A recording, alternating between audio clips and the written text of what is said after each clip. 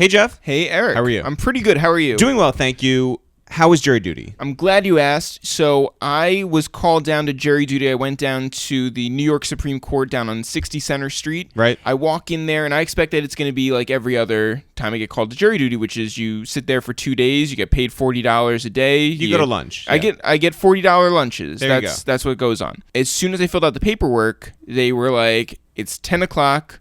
We need you and 140 others to go to the criminal building. The 140 that were with you, this wasn't like go round up 140 people and march down to criminal court. Me and 140 people. It looked like a Dipset concert. Yeah, it was exactly. me and all my friends. You were Cam. Yeah. Right. And we all went down to 100 Center Street. Okay. Go up to the 13th floor.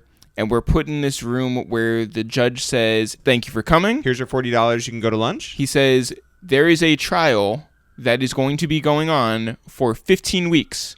And you said? I said, well, I've got South by Southwest coming up. I have a trip to LA coming up. Oh, man. I got out of a 2-week trial as well, and so now I am here. Did you get called into anything to sit down and be able to say, go to ItsTheReal.com, get your tickets for the Roots Picnic where we're going to be performing on June 2nd? No, I wish I was able to. Did you talk to anybody? Yes. Mostly because I ended up in the wrong courtroom like 2 or 3 times. Okay. And so your mistake? I guess there's nobody in charge, so you just sort of walk into courtrooms because there's a bunch. There's like 60 people with you walking into these courtrooms. Are you saying the court system is flawed, Jeff? That's the biggest problem with the court system is that I don't know where to sit. Right. Well, here's the biggest question, though, that we should find out. Were you dressed appropriately? I was dressed appropriately. You gave so much thought to this for like the week before your jury duty. I almost showed up in a suit. That reminds me of the time when we just moved down to the city and we were invited to an industry birthday party. Yeah, on the west side. Like all the way on the west side. So whatever train you take that you think is furthest west, this is like 4 long avenues toward the river, and it was cold and it was raining, and the dress code, it said, was like get dressed to up. Impress. Yeah. And we, the noobs that we were, dressed to impress in suits, and we were like, well, either we're gonna look like idiots or we will be appropriately attired. And guess what? We looked like idiots. Like they wouldn't even let us. They wouldn't even let us in. We kept telling them we're on the list, and they were like, "No, you're not." We dressed up for court back then. So anyway, so you almost dressed up in a suit for this. Yeah. And I went down. The first person I saw had pajama pants, and I was like, "Great." So the next day you showed up. I showed up and in a hoodie, or no? That was the one thing you can't wear. They said that? Somebody was like, "If you have a hoodie, you have to take it off." So anyway, there are rules in this court, Eric. You gave so much thought to this, and it wasn't even. You didn't even get picked. Didn't even get picked. Didn't really talk to anybody. The one person I did talk to was not able to get out of it. And in the meantime, we put out 2 episodes last week of this very podcast. So you can go away every week if we're gonna be on that pace, right? Yeah. Listen, I don't need to do this. I can get $40 a day doing that shit. If people have not listened yet, we put out 2 episodes last week. One was the regular format with our friend Jamal Jamo, who is a digital music marketing executive. Genius. And he's very funny and has an amazing journey that he talks about. He talks about things that we've never even talked about in 170 other episodes of this podcast. So that's a great listen. And then... yeah, we watched Black Panther it was 2 Jews and 2 black dudes review the movies. We went to see Black Panther. By the way, people who have an issue with our name not rhyming and it not being... movie reviews with 2 blacks and 2 Jews.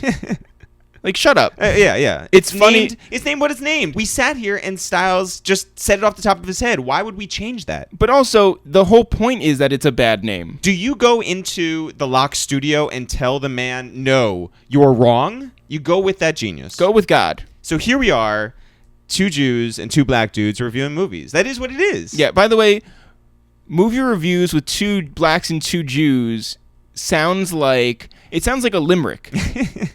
Right? Now that we should get dressed up for. Jeff, today on the podcast. We have 2 upcoming artists, PRhyme. Yeah. And they are individually Royce the 5'9" and DJ Premier. Okay, well, and good luck I hope to them. that people give them their full support, just like you would give to any actual artist. But anyway, what's really exciting about this interview is that we asked questions that they had never answered before, And they told stories that they have never told before, which Well, you make it sound like we're like pressing them. No.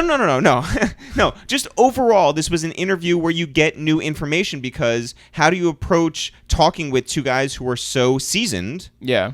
This was really cool because we went about it in a different way. It wasn't your normal a waste of time with It's the Real interview, nor was it your normal whatever outlet interview. So this was really cool, talking with two guys who have been around for such a long time, who have great perspective on the music business, on themselves, and just have stories about everybody. So Yeah. it was great. But again, it wasn't like we were asking, who were your influences? And then it's like, well, I'm glad somebody finally asked. Yeah. This one's a great one. We know there's a lot of podcasts that we've done recently, and I think that you should listen to all of them because they're all great. So actually, you want to know what? We finally got Royce the 5'9" on. Mm-hmm. And we've had Joe Budden on. Right. And we've had Joel Ortiz on. yes. All we're missing is Crooked Eye. And then Slaughterhouse Bingo. Yeah, then the album comes out. Jeff, when do you want to get into this podcast? Right now.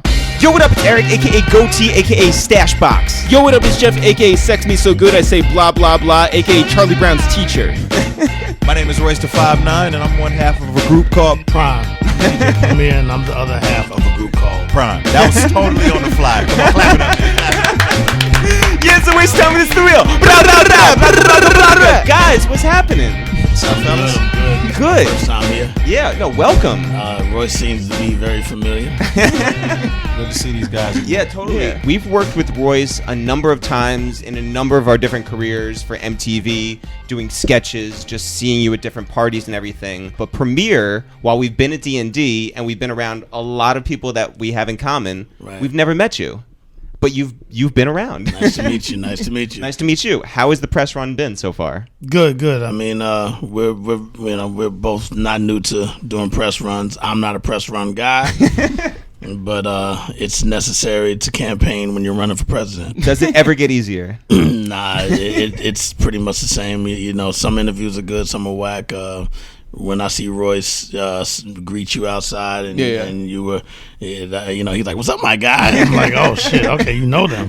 I thought it was our first introduction, and he's already like, "Yo, remember we did this?" And you just showed me the Slaughterhouse piece, which I never saw, which is hilarious. When was that? 2010. Yeah, I mean it's 2009, I think. It's called the Slaughterhouse Rules, and we turned you guys into a boy band, and it's just it's a classic video. And when we went to pitch you guys for that, we met you at D&D, and it was the same day as Charles Hamilton. He just said that Dilla was going to executive produce his album, and he didn't get permission, right? Oh, right. And it was a whole thing. It was for his debut album on Interscope, and we knew Joel very well, and we knew Joe very well. We did not know you, and we did not know Crook. So we're coming in there, and we're like, we do these funny sketches, and we're going to pitch you on like this thing where you're throwing roses at the camera, and we're turning you into a boy band. And you had to get on the phone and coordinate this thing between the city of Detroit and Charles Hamilton to make sure that he was ever allowed basically in the Midwest again. Yeah.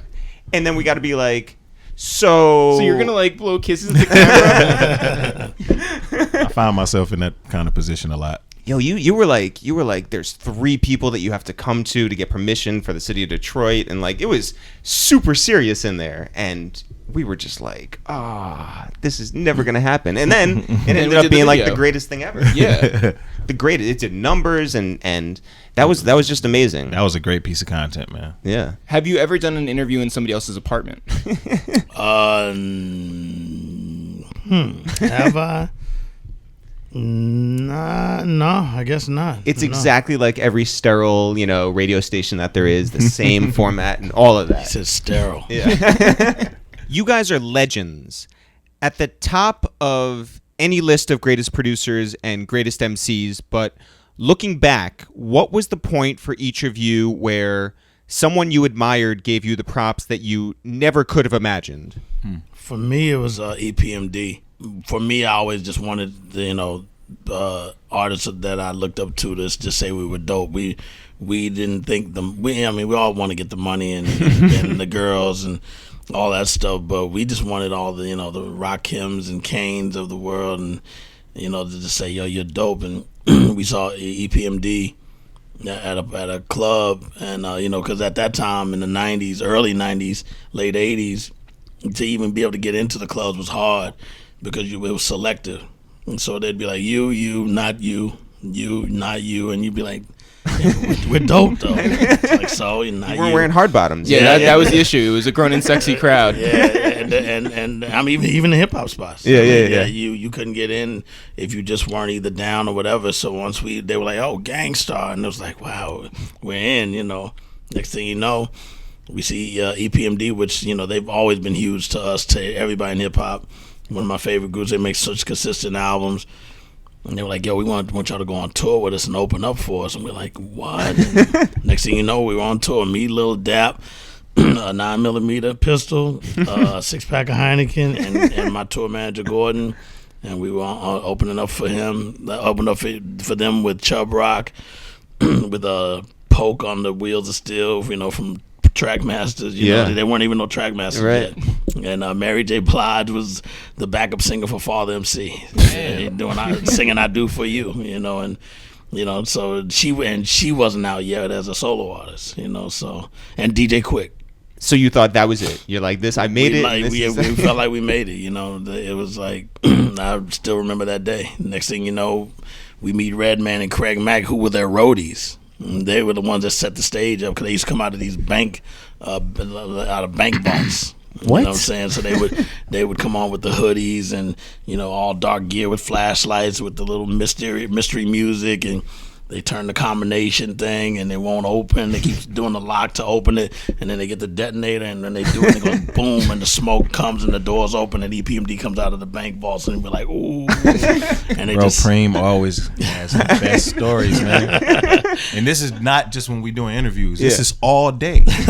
Like we be talking, like I've been knowing you for 20 years and I didn't know this. I thought I told you that one. Crazy, dog. Yeah, no, it was crazy just to see him, because that taught me how to do, live shows, like seeing them coming out of and then to watch it every show, to know that the crowd's gonna go, oh man, yeah, and they would just come out and just go right into your customer. Oh my god, and it was just like, crazy. Wow. What about you, Royce? Man, listen, anybody? Who were your roadies? That's what it is. I don't know. I can top that. But yo, anybody who knows me knows that I fan out for a few people. Floyd Mayweather and Redman are like two of my favorite, like, professionals. Yeah. And I went to a Floyd Mayweather fight like when I was a young kid. The last time he fought in Detroit, he fought at the Joe Louis Arena, and the guy he was fighting against came out to boom. Wow.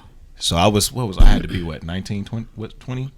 What was that, 98? No, it's 2000. 2000, okay. So yeah, okay. The guy he was fighting came out to boom.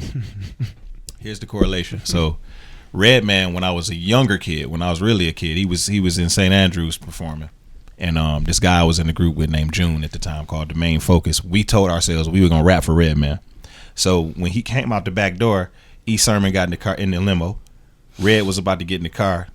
My man said, yo, Red, let me rap for you. So I froze up. He rapped for Redman. Redman gave him a pound, told him it was dope. And I froze up, and I was kind of mad at the verse he spit because it was like some freestyle shit, and it was like, why you ain't spit the shit in the song we had? You know what I'm saying? Like, we had one shot to get Redman. Dog, fast forward, Redman recently, I think it was this year, he compared me to Floyd Mayweather with the pen on his Instagram. He said I'm a Floyd Mayweather of lyricism. Oh. Wow. So to me, that's what success is. Yeah. I mean, everybody has their definition. Some people equate it to money. Mm-hmm. To me, that's success. Did you ever have a chance to tell Redman that like you missed your opportunity at 19? No. He does not know. He does not. When I met Redman, he didn't know. He thought that was our first time meeting. He didn't know he'd seen me before. And you kept it that way. Yeah, I didn't say that. I never really got a chance to get close to him. He got a little cool with Marshall. Mm-hmm. So when I seen him, I was around. It was the M session where they got together to do the thing for the soundtrack back in the day. Mm-hmm. So I met him there. I remember playing him boom in that session, actually. And he was like, yo. He told me I was nice. That meant a lot. But yo, when he compared me to Floyd Mayweather, it was like, all right. Now I'm respected. Man. And I idolized him. Like when I early on rapping, I rap exactly like him. I could add on to that. I was at Jay-Z's tour when Redman and Method Man opened up for them, and we were all hanging out backstage after the show, and we were parked with all the tour buses, and I'm walking to the car, and we hear Boom playing, and Red and Meth are sitting in somebody's car. Oh yeah, I remember. Reciting the song. 'Cause like I said, heard it enough to where they knew it, and they had the little cassette single. And I was just like, yo. 'Cause I was wondering who was playing, and I look, and it's Red and Meth sitting in the car. Oh my God. Listening to it. I was like, wow. I felt like that when I met Razzcast too. Really? Yeah, it was like backstage somewhere. I was with Marshall again. I think it was one of the Lyricist Lounge shows. Mm-hmm. And I stared at him for a long time. He kept looking back, and I think he could see me looking at him. So I finally just got up the courage and was like, "What up, Raz?" And he was like, "What's up, Royce?" I was like, "Holy shit, you know my name?" It was on from there. We've been cool ever since. You guys have a new album now, PRhyme 2. Mm-hmm. PRhyme 1 was like received amazingly on every corner of the internet and in real life. What made you guys want to get back and try to top something that was universally seen as amazing? I feel like people still want to hear it. They want to hear more. You know, like the first album was really, really short because we originally started out doing it as an EP. People don't know. So when I got to 4 or 5? 5. When I got to 5 songs, I had to pretty much twist Preem's arm for those other 4 songs. So I almost cried. yeah, so it was like we weren't officially a group. I feel like I needed to show him first. He needed to actually see it. You know what I'm saying? Because he didn't go into it with the same mind frame as me. Very difficult when you're talking about a man who has arguably one of the best groups ever in the history of hip hop. Right. To convince him to go down that road again. So it took some convincing. Yeah. It took a lot. So this time it was just an opportunity for us to go in all like balls to the wall. Like both of us ready. We want to do it. Nobody's talking anybody into it. We both see the vision. We both feel like it's something that we want to do. It's necessary. People are asking for it. And it's a money grab. It's just a complete money grab. Man, it's so not a it's so not a money bunch grab. of radio crossover hits. It's a rabbit hole grab. Yeah. It's a rabbit hole. We're trying to be down the bunny hole. The billionaire bunny hole. The millionaire bunny hole. It's nothing more beautiful than watching established artists who've been around for a while able to do really, really old content that they have because it never gets old. Like you can't even use the word old to describe it. Mm-hmm. Like Preem was telling me a story when he went to see Jay-Z last time on a what was it, the 444 tour? Or was it the one before? The 444 tour. And he said he was doing all of these songs off Reasonable Doubt that he hadn't done in a long time. Mm-hmm.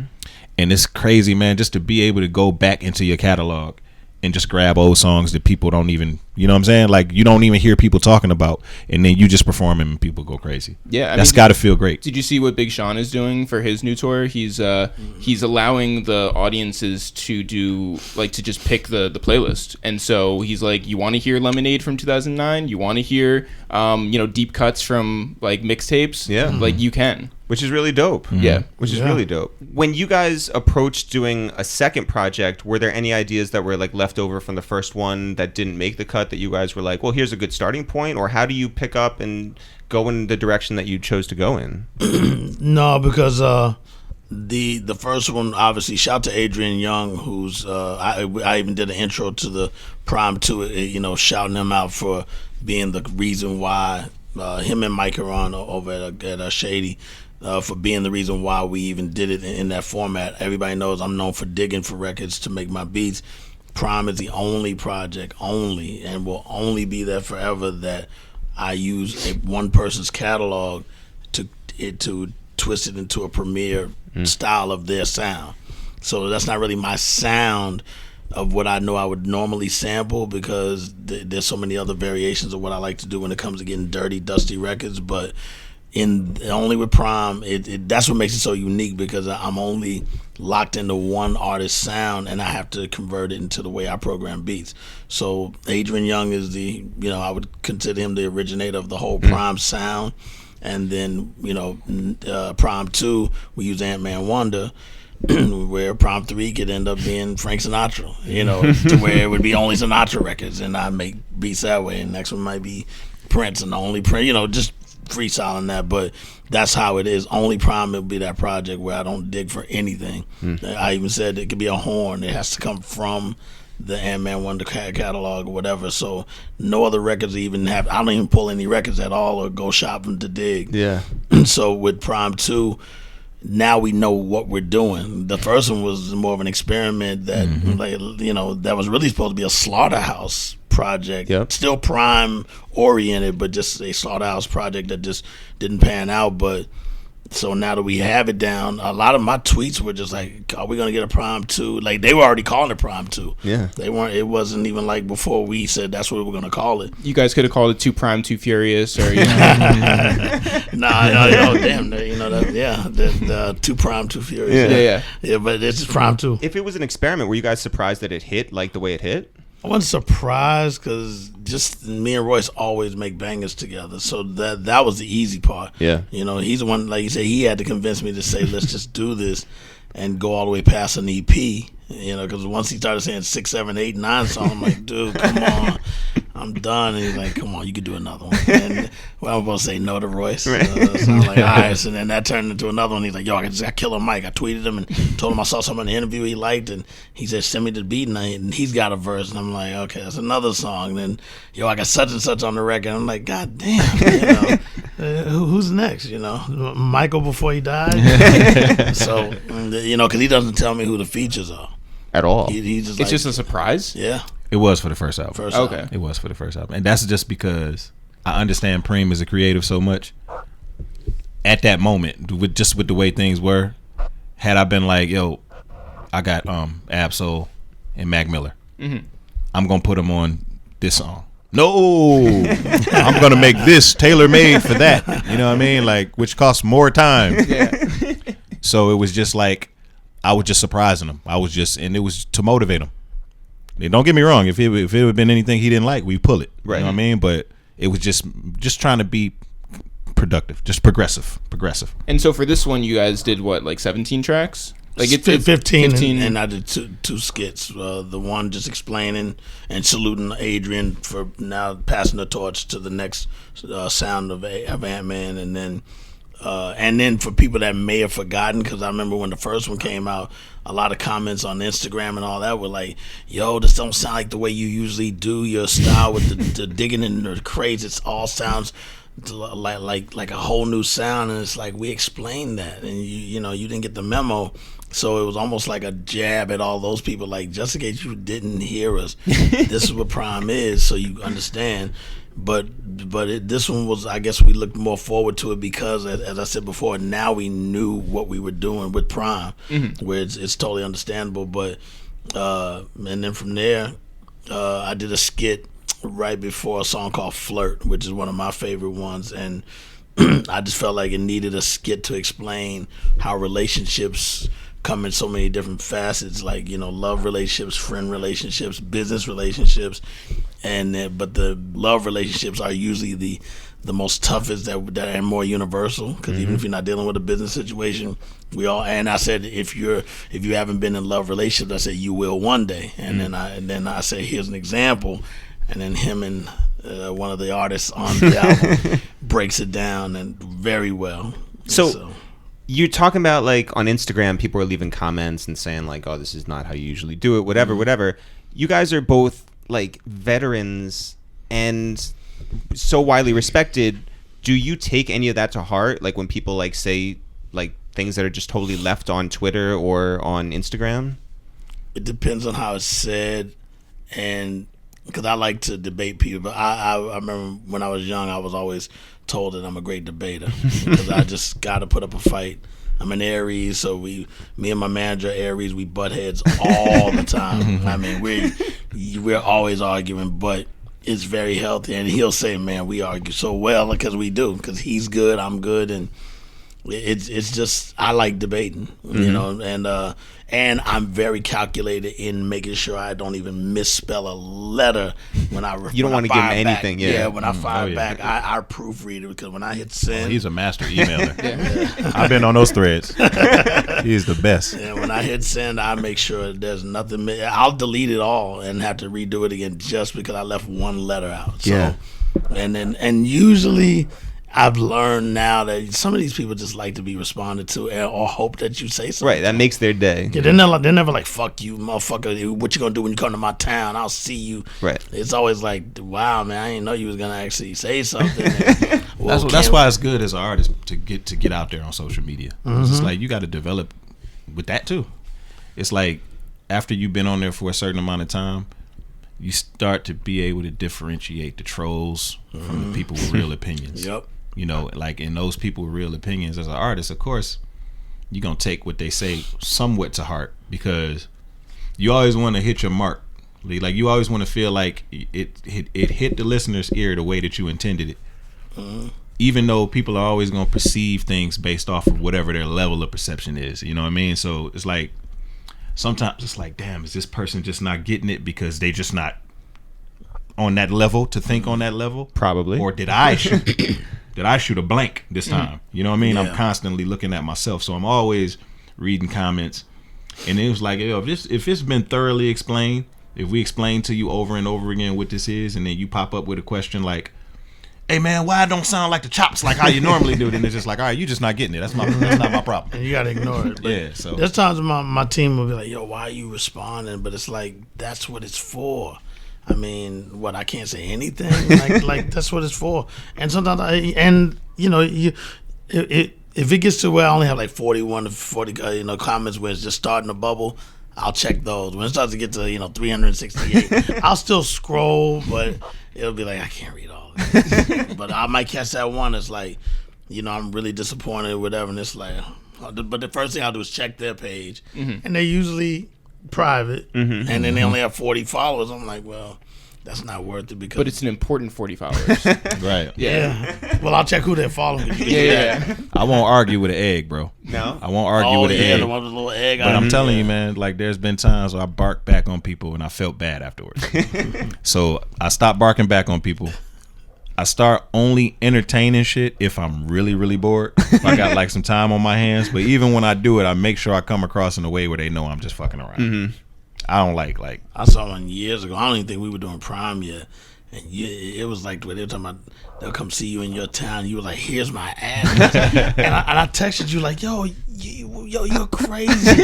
He's like, Bro, "Yo," and you said I'll be on the porch waiting for you. I was like, once you run into one of those people, and you see that they're nothing like what they're saying, it make you look at it different. Right. Why am They're I not getting an actual why egg. am I so Right. mad? Right. You know what I'm saying? You gave your address. No, I ran into a dude who was threatening me. I ran into him. Oh, really? I seen him. His name was Joe Budden. No, what was the dude who got angry about like a Kobe argument, right? Online? Oh, yeah, and he went to Temecula. Yeah. He said, meet me in Temecula. Remember that? Yeah. On Twitter. It was a Twitter argument, and it was over Kobe. And this dude was ready to drive like 80 miles down to, Temecula, California. Oh yeah, that's in the road rage category. Yeah. It's something. Those emotions are similar. Royce, are you a Chevrolet man or a Ford man or what are you? I don't know if I'm either, man. Oh. Mitsubishi. Yeah. You know what, man? Like there are Fords, and Chevys that I like. I'm kind of a car guy, but Did you have family who worked at the plants? my father worked at a plant. before. My father worked at Chrysler when we were super young for a minute. My granddad retired from Chrysler. So you're a Chrysler family. I don't know if we're a Chrysler family because my dad ended up a postal worker. So he worked at the post office. Still does. Still works at the post office. But yeah, I got a lot of my uncles worked at the plant.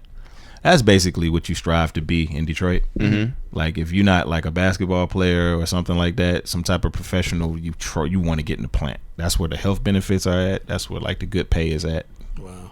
That's what everybody strives to be. Like if you get a plant job right out of high school, that may be better for you than going to college. Wow. That's where B Rabbit went in 8 Mile. There you go. Yeah, according to the minds of Detroiters. That's Yeah. Well, okay. So you're 16, 17 and rapping. What are you telling your parents who are like, hey, go get a job somewhere at a plant? Yeah, I told my mom. I think I told my mom somewhere around 18 that I wanted to be a rapper. She laughed. At that point, it wasn't a such thing in Detroit. There wasn't a such thing. Right. There wasn't anything for her to pull from, like to look at and say, oh, well, maybe he can do what this person is doing. Right. We had no such person. Right. Barry Gordy did not do rap. Exactly. Yeah. And that was when they were kids. Yeah. So it was like, that shit is over with. So it was like, my dad was like, what? You gonna get a fucking job. That's what you gonna do. Yeah. And he told me to go to the Army. Tried to get me to go to the Army. Army. That's when I moved. That's when I moved. I was out of there. So he sent you down to the recruiting? It was a recruiter that came to the house. They used to just show up at the house. Like, they would pop up at the door, like, even uninvited. They would pop up at the door. Like, grab a suitcase and let's go?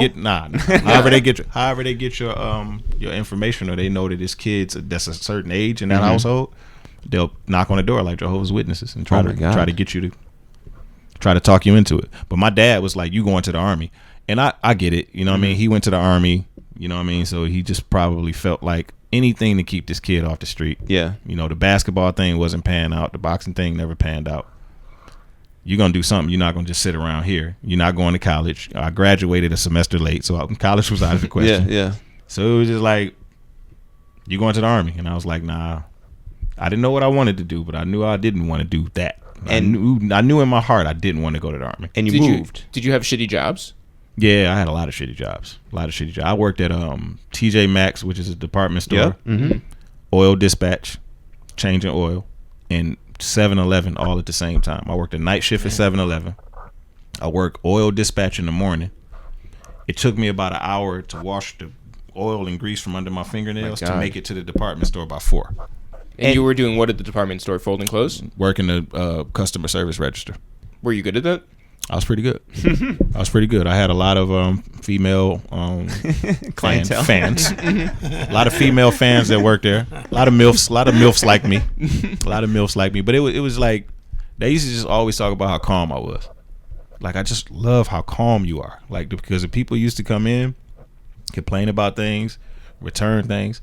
And then the people that were working there were like always so mad. Like, what the fuck you mad for? You know what I'm saying? Like, this person always coming in and returning stuff. So? Like, why does that make you so mad? Yeah, you know what I'm saying? Like, is it? Can I see your check? Is it like coming out of your check? Like, you need to make me understand this. So they would come in and they would do things, even when I knew that they were like scamming, but it was just like, as long as it was in the within the confines of what, you know, like what the rules were, what we had to do, I just did my job, man. So 3 jobs every 24 hours. When are you finding time to work on your music? I don't remember how much music I did at that time, but I wasn't doing a lot of music anyway. My first time going to a studio was when I actually got those jobs, because I could actually afford to pay to get in one. And I remember maybe recording on the weekends. I know Tuesday nights I went to the Ebony Showcase, and I didn't miss a week of that. Was there the thought in your head that, like, I'm gonna make it to New York, I'm gonna make it to Los Angeles? I didn't ever think about traveling at that moment. I didn't think about traveling until Eric Rhea got that job, and he came to the studio. Him and my manager still, Keno. They knew each other somehow. They came to the studio and heard some music I was working on, and he was like, yo, I'm A&R at Quest Records. Why don't you come to New York and stay with me? That was my first time even really thinking about, like, leaving. You know what I mean? You get on a flight? Yeah. I got on a flight, and guess who gave me some money? My dad. He gave me money, took me to the airport. It's like, so all the shit he talked, it's like he must have believed something. That's amazing. It wasn't like he was hearing me rap at the Ebony Showcase. He just seen how much I wanted. He must be proud of you now. I hope so. I hope so. I mean, you know, he's not the type to be like, you know, I always wanted to tell you how proud I am of you. That's not my fault. My dad might punch me in the chest. Get out of here. Preemo, what was your first TV appearance? First TV appearance? Yeah. I would probably say Rap City with Words I Meant. No, Video Music Box. With Ralph McDaniels. Yeah. When I moved to New York, I remember I used to go play. I've always been in the sports, and we used to play catch on Hendrick Street in the hood in East New York. And me and this kid Oliver, and we used to throw the ball way from one end of the block to the next, because at that time I had an arm. And we do that, and then all of a sudden he's like, oh man, it's almost 4 o'clock. I gotta go. I was like, what, do you gotta go eat? Because they come from school. He's like, no, Video Music Box is on. I'm like, what's that? Same. And he's like, yo, Ralph McDaniels and the Vid Kid. And I'm like, the Vid Kid? And, you know, I go inside, and he told me it's public access. And I look, and, you know, the whole Houdini 5 Minutes of Funk comes on, and and I'm just, and they covered New York local stuff. Like, if it was a party in the hood for one of the homies, Ralph was there. It's like, yo, this is like the purest New York you can get. And he played everybody's video that was popping, from Special Ed to Ice-T to, and then they were like, yo, we want to introduce your new video. Can y'all be on the show to introduce it? And I'm like, wow, we're going to be on Video Music Box, where I became addicted to that more than Yo MTV Raps and Rap City. Because we were on there too, but that's all label, setups. This is not label setups. This is just them reaching out saying, we want y'all to be part of the neighborhood show. Next thing you know, we watched it all the time, and then they started Classic Concepts, and all of a sudden they're doing everybody's videos, with the color, with the, be black and white with a little bit of blue in it. They're doing Boys to Men videos. They're doing Poison for Bell Biv DeVoe, and then also they're doing Can It Be All So Simple for Wu-Tang, and they're doing, Incarcerated Scarfaces and stuff like that, and Cream, and then all of a sudden they're like, yo, we want you to shoot a Gangstarr video, and they do Code of the Streets, and they do Take It Personal, and I was like, wow, we're in, And so yeah, Video Music Box. What was your first national look? Nationally, I remember you were on Leno, really early. Yeah, we did Take It Personal with Jay Leno. Branford Marsalis, we were living together at the time because we were taking over his brownstone that he had on Washington Avenue. I had moved to the Bronx, which is crazy, by the way. Yeah, we because that's how we got our major deal. Him and Spike Lee. Spike Lee saw that in Words I Manifest video. Bought the Guru looked like Malcolm X to him. He bought the album, heard the record, jazz music. He was working on Mobile the Blues at the time. He thought it was a close call to what he wanted from a rap group.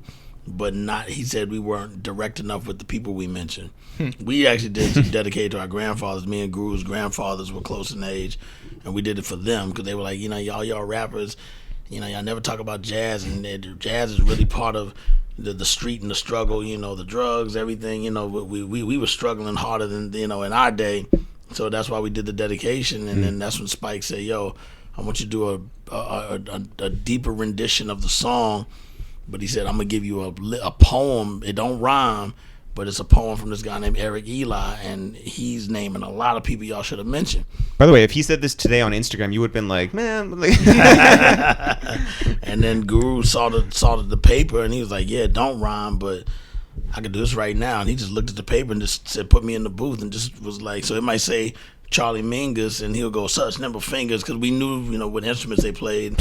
And he just did that in one take. Next thing you know, Chrysalis Records, Duff Marlowe, big up. He was like, yo, I want to sign y'all to a major. And at that time, signing majors was a big new thing. And we were like, wow, we're getting to a major deal. So being at Branford was the one overseeing everything.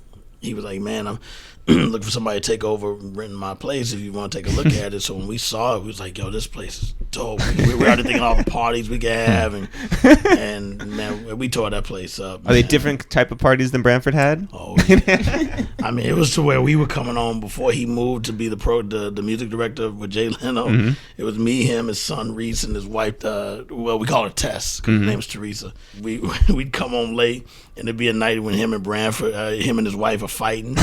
So he's like sleeping on the couch, but we all shared the same answering machine. So me and Guru would be like, yo, them girls last night probably called us. Let's go check the answering machine. So we'd walk in the room, but you could see the light on the answering machine, like, it'll say like 9 in red. And we don't know Branford's on the couch, so we'd be like, let's check the message. Boo, hey Keith and hey Chris. They call me by my real name. Also, you hear somebody going, God damn it. We're like, oh shit. Turn on the light, it's Branford going, you motherfuckers can't wait till the morning. We're like, yo, we didn't know you was on the couch. He goes, man, I can't, my wife's driving me crazy and y'all driving me crazy. We're just like, yo, sorry, man. He goes, just check in the morning. He'd go back to sleep, lower the volume and be like, hey, Keith. He'd be like, you know what, fuck this. He'd get up and go back and sleep in it with his wife, you know what I'm saying? And we'd be like, okay, he'd go back to sleep, turn it back up and listen to the rest of the messages. And, that's how we bonded. Next thing you know, he moved to L.A.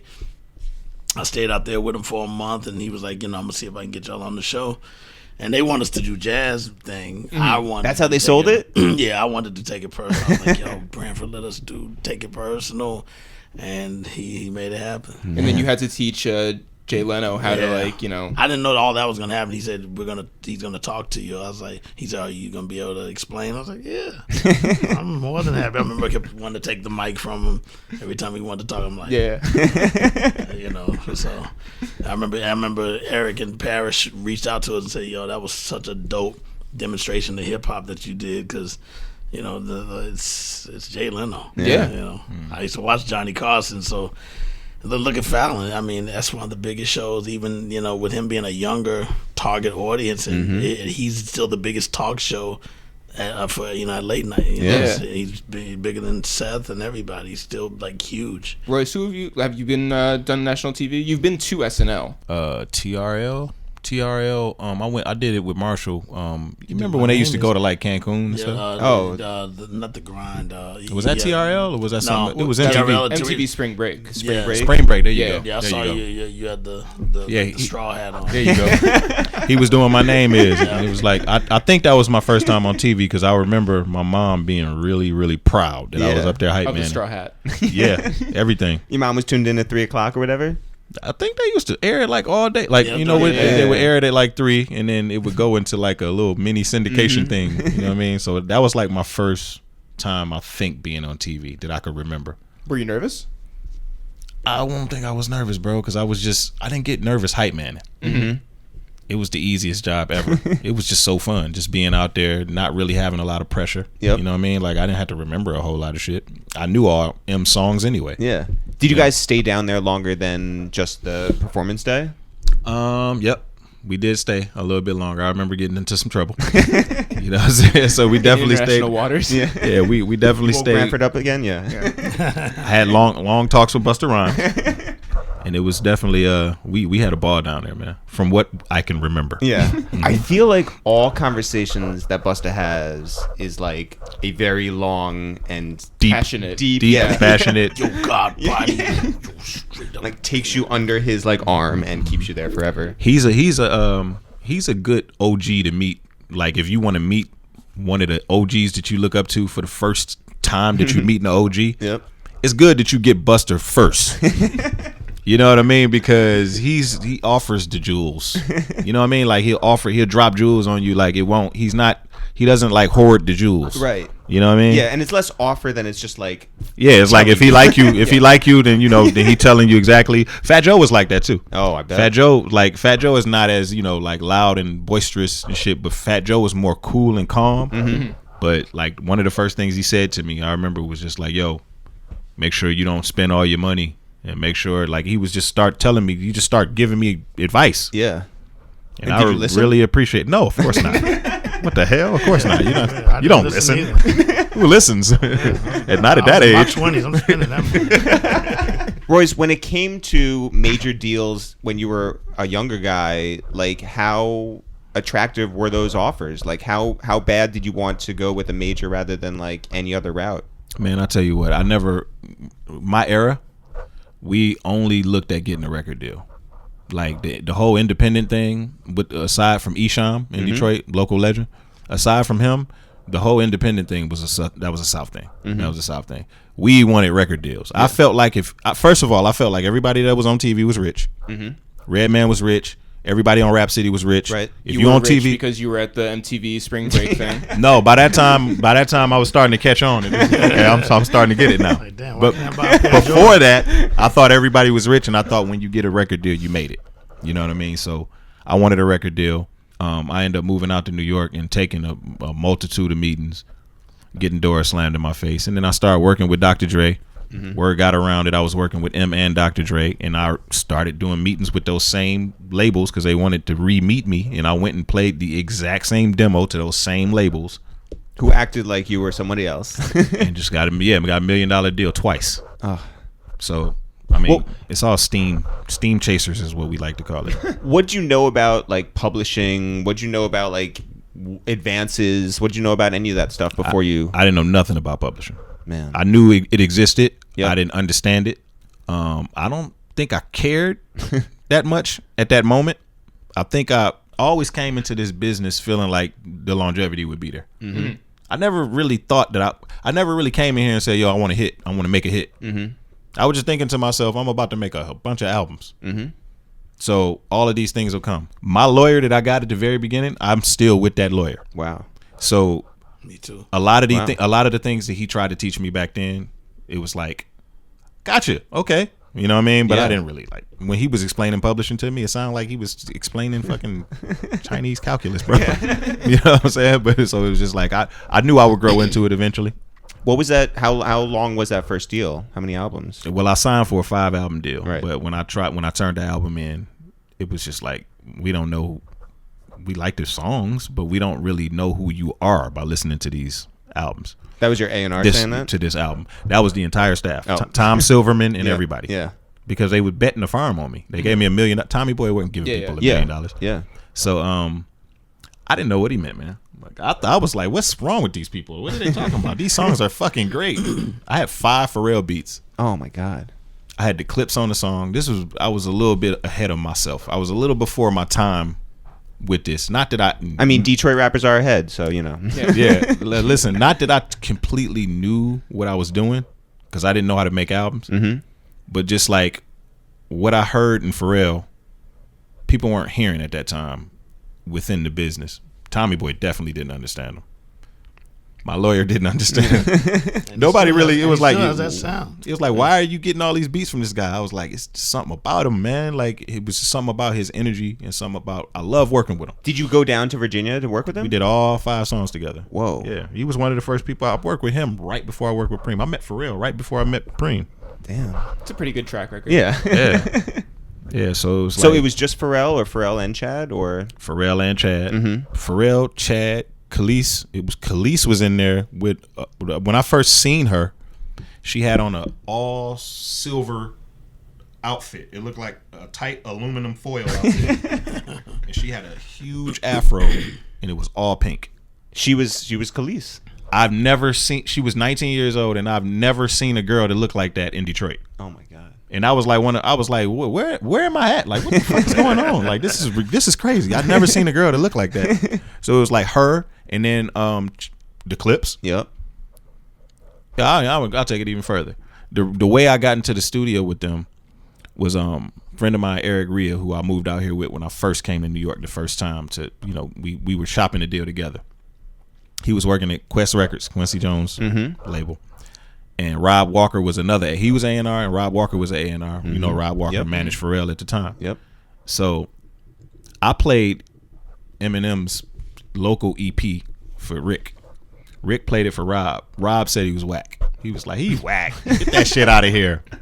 So somehow, bro, me, Marshall, Pharrell, Derek Jackson. You remember Derek Jackson? Derek Jackson ended up on the phone with some group. Well, not some group. A group called The Clinic from Ohio. They're super nice. Pharrell, me, Marshall, the group called The Clinic. We all got on the phone and we all battled. What? Yes. Wow.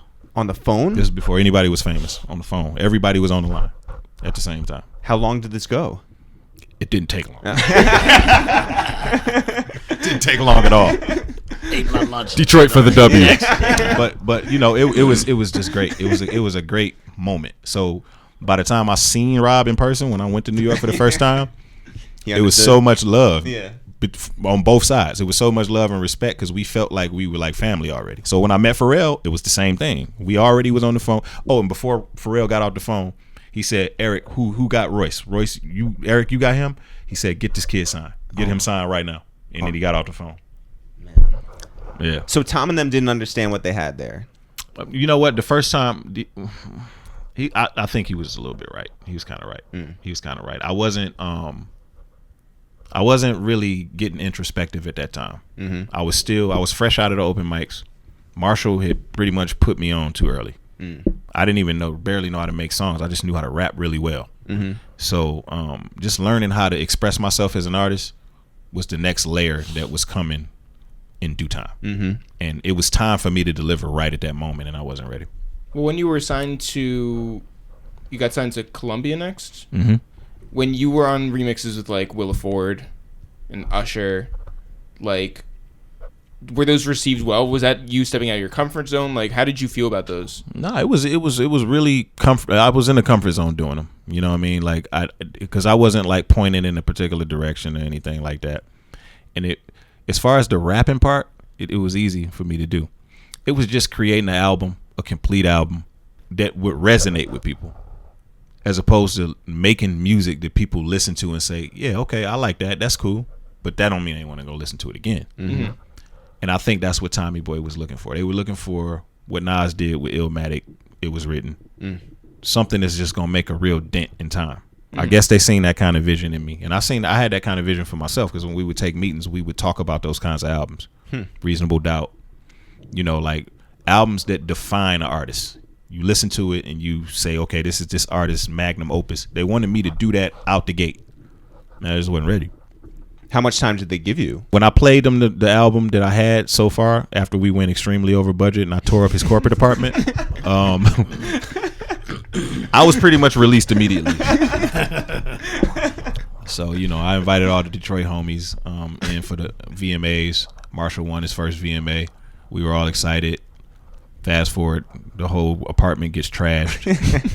The housekeeper comes in weekly. She comes in, takes one look at the apartment, calls Tom Silverman, tell him that it looks like a crack house. And that's it for Royce the 5'9" on Tommy Boy. So when did you guys first meet? 2001? 2000. 2000. And what was that like? For me? Yeah. Similar to the Redman moment. I mean, I always looked up to Preem. I think I may have even wrote like a letter to D&D, like the y'all had like an address. Well, that y'all used to put on albums. Oh, Yeah, 320 West 37. Oh, well, yeah. Yeah, it was an address, but it was like Like a P.O. box? it was like send mail here. And I remember me and my man June, the same dude that rapped for Redman. Yep. He was like, "Yo, we should write D&D, because that's the only way." We had Bahamadia's single, and we was like, "Yo, we should write D&D because we need to get in the studio like that, because I need my vocals to sound like that." We had no concept of like how you got things to sound a certain way. We was still recording like in the basement, karaoke machines and shit like that. So we wrote letter to D&D before. So it was like we looked up to I looked up to Preem on another level. So it was like when I got in and I knew that I was gonna have a budget, I had this guy named Mr. Dave. He wasn't even an A&R, but he worked at Tommy Boy and he had like a lot of pull. Well, at least at that time, he said he did. He didn't really stick around that long. I don't really know what happened to him. He's cool as shit though. Yeah. So I remember bringing Preem's name up to him when he told me, what producers do you want to work with? Because he basically said, you got carte blanche. Anybody you want.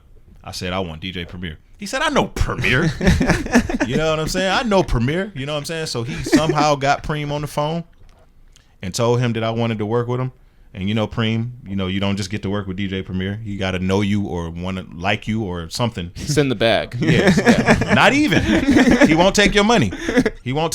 So he said, we had a big ass budget. And it was just like, okay, Preem was like, all right, well, let me hear something. So they sent him the freestyle that I did on the Tony Touch 50 MCs tape. He listened to that and said, okay, I like him. All right, we can do something. The same one y'all did that Dre did for next episode. Oh my god. Yeah, he had me rapping over the he did straight one with loop. no drums. The straight loop, yeah. That's one of the greatest. Like, you spit so ill on that. Thanks, man. Yeah, so I mean, And I was a fan of Bad Meets Evil. I didn't know you heard it. You had heard it. Yeah, you didn't know, but when I heard Scary Movie, I was like, yo, this dude, they're dope. Their Reef had put me onto y'all. Yeah, well, we got together and we clicked from there. But when I came to the studio to do Boom, which was, I believe, the second song that we did together, we did My Friend first. Yeah. So when I came in to do Boom, I was supposed to be to the studio at a certain time, and I remember getting there, and he was there already. Preem was actually working on the beat. He said, I'm working on this one, I'm gonna do yours next. And he was working on it, and I'm like, well, whose fuck is this? CNN. He was like, I'm doing this one for Capone and Noriega. And I looked around one corner and looked around on another corner, and I didn't see Capone and Nori. So I said, where the hell they at? He was like, they ain't got here yet. I was like, well, I want that one. Yeah. So I did the same thing I did with the first PRhyme. I just talked him out of it. Yeah. I talked him out of it. And he ended up doing another beat for them, and that ended up being a classic. So it didn't matter.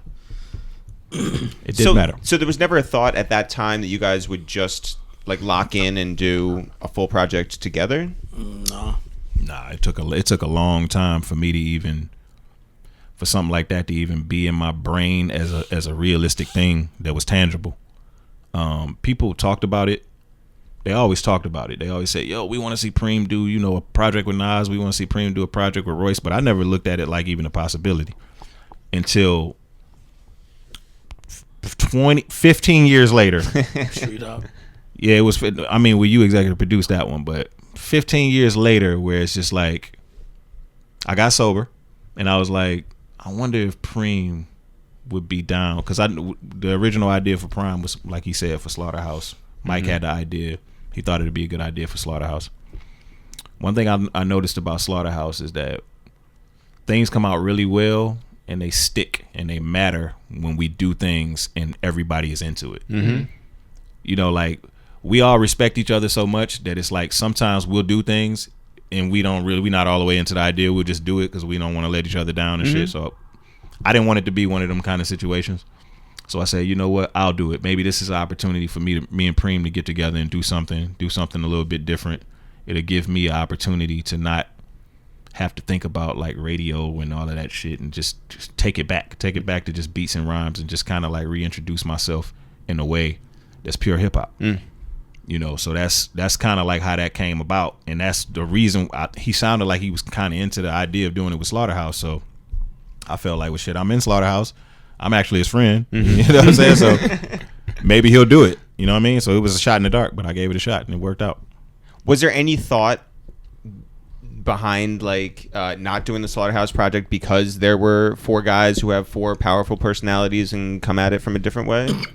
No, it was just, once they said it's just 5 songs, I'm like, okay, I can do 5. Because everything I do is organic, so it's just from blank canvas that turns into a painting. So I was already just like, well, 5 songs really won't be that difficult, and then I know they're gonna kill it. Yeah. But then time wise, like Crook's got to come into town, and then plus it's better if we all are together to do it. Right. So schedule wise, I was already having other stuff that I had to finish.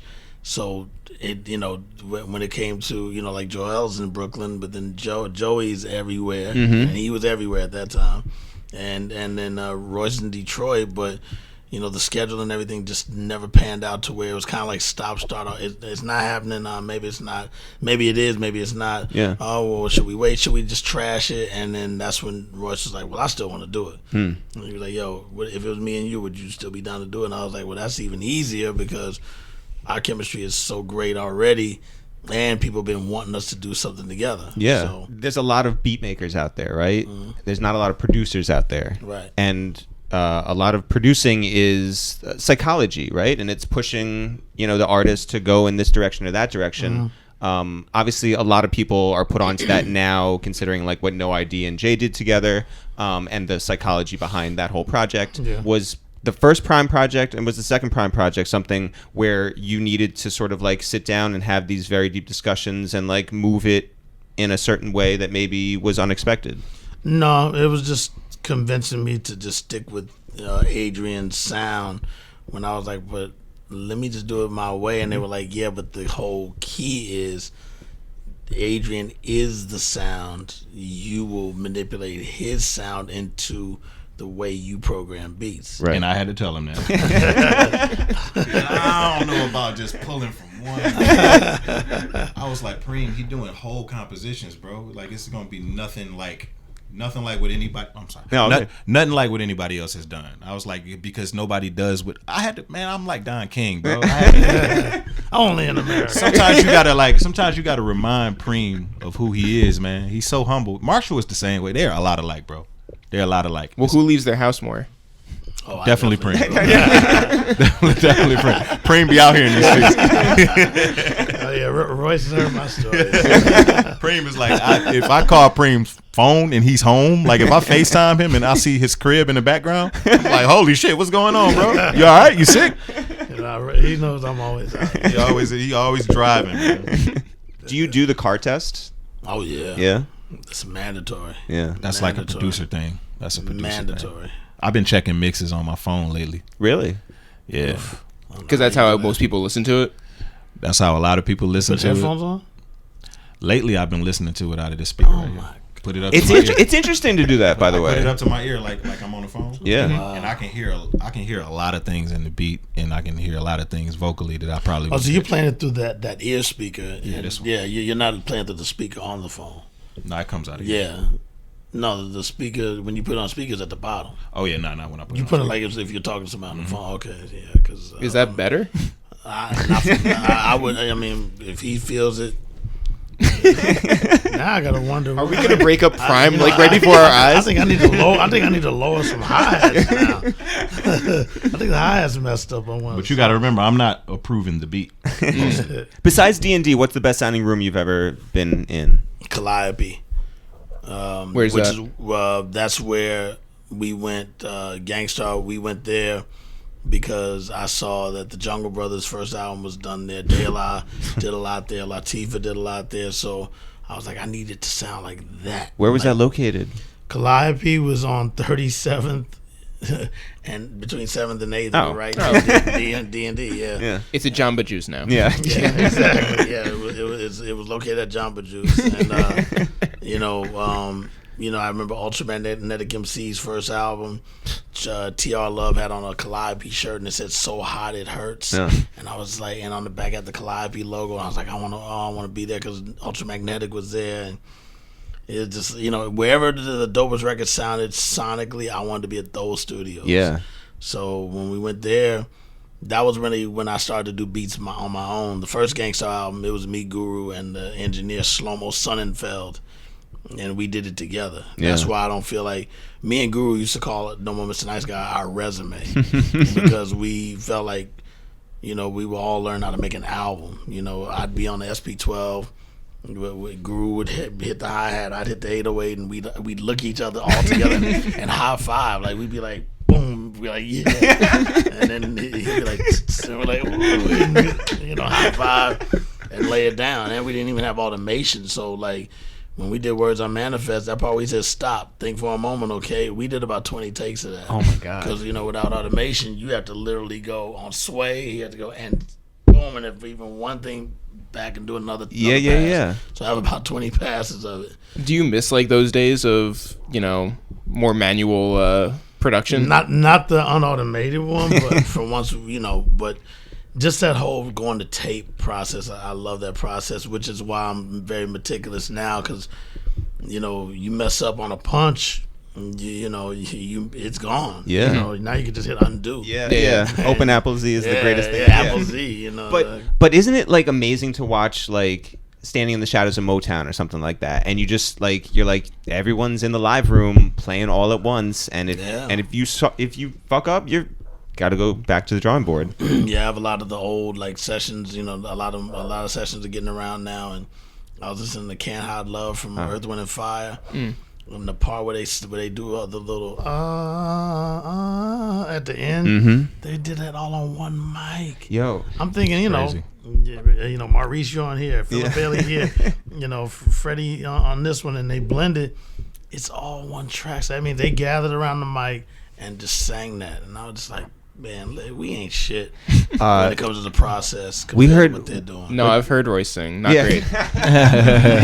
Yo, what do we hear? He's from Detroit. No, we heard the "Ain't No Mountain High Enough" like separated. Like that's just Yeah, because you can hear like the boot stomps and all of that. the hand claps. Yeah, it's really amazing. Yeah, and I studied that type of stuff, which goes back to how I create and produce, and I'm groomed by that. I'm groomed by Prince records and Jackson 5 records, and like you said, Earth, Wind and Fire, Al Green, Curtis Mayfield, Gladys Knight and the Pips, just all that stuff.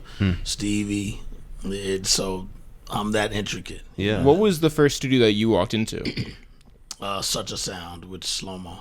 And then after that we went to Firehouse, which was Slow-Mo's partner, Yoram Vazan. They were all from Israel, and that's how I met King of Chill, who was one of my mentors. Producing MC Light, Paper Thin. He did Cha Cha Cha, Stop Look Listen. He did Audio 2 stuff, Positive K. So I used to go there and we call him KC, but KC would be there by himself, and I'm like, where's MC Light and everybody? He said, well, they're done with their vocals, so I'm just mixing. I'm like, so what do you do to mix? He said, well, once they record all their parts, now I make it sound like the way you hear it on the record.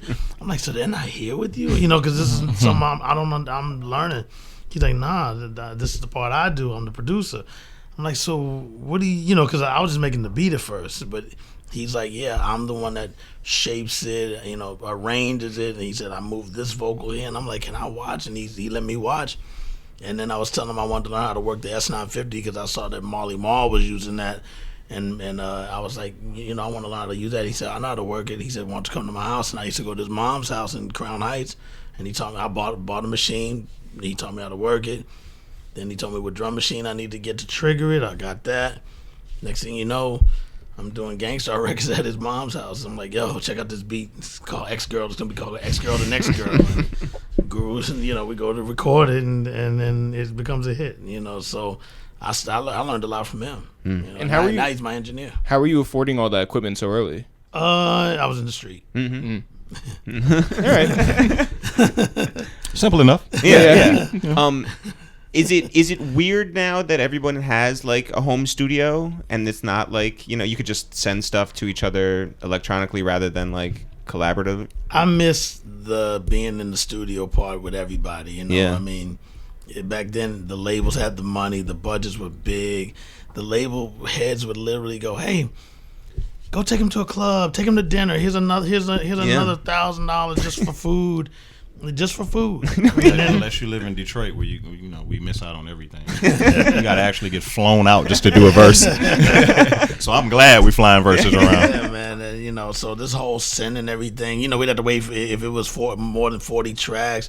I mean, more than 24 tracks. You had to have a master and a slave reel, and we had to wait for it to come in the mail. And like, oh, the reels are here, and then you had to send all that back. Then to get the approval, you had to send the CD of the mix. Wait for them to approve that. That's a overnight express. Oh my God! You gotta hope it gets to them. Oh, it was cracked when we all sent it. Send another one. Where now it's just email. What you think is good, and y'all send my verse tonight. Of course we're used to that now, but I think it's almost like the way we text now. I still like to get on the phone and be like, because sometimes the text gets lost in translation. Yeah. What Just Blaze told us that he would stop at like 3 different studios along the way and play like beats for different people, like just like here, there, and everywhere. And to be in New York too, obviously there's so many studios in the 90s and everything. But that's how I ended up at Calliope, because of the sound of all these records I liked. Naughty by Nature, they were going there, and then next thing you knew, Step in the Arena was done there. Yeah, and then I heard about D&D because of Showbiz from DITC. Yep. Showbiz and AG. Showbiz was doing a remix for Return of the Funky Man remix, and he wanted me to do scratches on it. So he said, yo, meet me at this place called D&D. I was like, where is that? He's like, yeah, it's on 37th. Met there, did the scratches. He had to leave. He's like, yo, can you get the final mix for me and just bring me a cassette mix, a cassette master?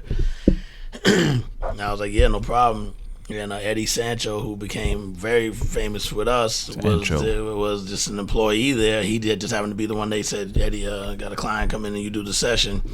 Eddie saw how we set up our stuff, and he made me the cassette. I had a dope sound system I had a minivan. As soon as I heard the mix, I was like, this is where I'm doing my next album. And I had already told Calliope, the owner, that I'm gonna do the next Gangstarr album, which was Daily Operation, in that Calliope, and we had so much money. I advanced him like $50,000 up front. So now I'm like, well, I'm going to D&D. I'm like, I'm not advancing this time because I'm gonna put in the D&D. And I remember he was so upset, like, man, you're not gonna do it here. And I was like, well, we hadn't even made a song yet. So he's like, but you did the first album, man. You said you were gonna do it here. I'm like, yeah, but I like this sound better. And I remember he called D&D and said, just so you know, they don't pay their bills.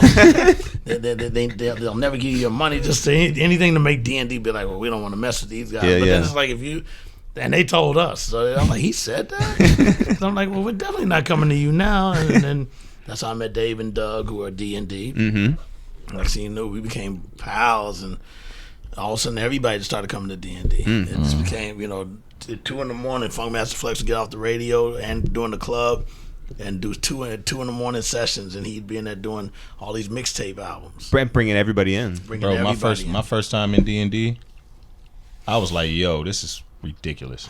Tony Touch had a room, right? Yep. Okay, Tony Touch had his own room. He was using the A room. Yep. Yeah, he and had my room. He had a room. You weren't there. Yeah, I remember. Tony Touch was there. Came, right? Yeah, me and Eminem came to do the Tony Touch thing. MOP was in one room. I seen J.O. Felony.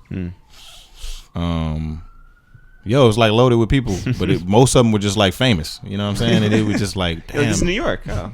This is New York, huh? It's like I've been to a studio in Detroit, and it's nothing like this, bro. So when you took that first trip to New York, was that a one-way plane ticket or? Yeah, it was a one-way ticket. One-way ticket, and I actually had to. Okay, you know, Detroit is the Motor City, so we don't have public transportation like that. We don't have subways. We got a bus. I had to take the bus a little bit when I had those college courses that I was taking at the Northwest Activity Center. But I got on a plane. Rick was at work, so he couldn't pick me up from the airport. So I had to take a bus. I flew into Jersey. I had to take a bus to Port Authority, and I had to get on the subway. And Welcome to New York. Meet him at Quest Records. Bro, I have never been this fucking scared in my life.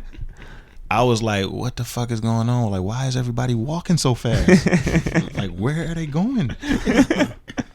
Like, all the girls was like mean. The cashiers was mean. You were returning too much stuff. Yeah, there you go. Bro, I didn't have no money, and I had to just meet him up there. And the first person I saw when I walked in was Rob Walker. Wow. And he didn't look shit like I thought he would look from all the shit he was talking on the phone. He just like, you Rob Walker? And I remember I had on all camouflage. I had a camouflage jacket on, camouflage pants. Oh, you did go to the Army. And Timberlands. I was Illmatic Nas. Yeah. Around that time.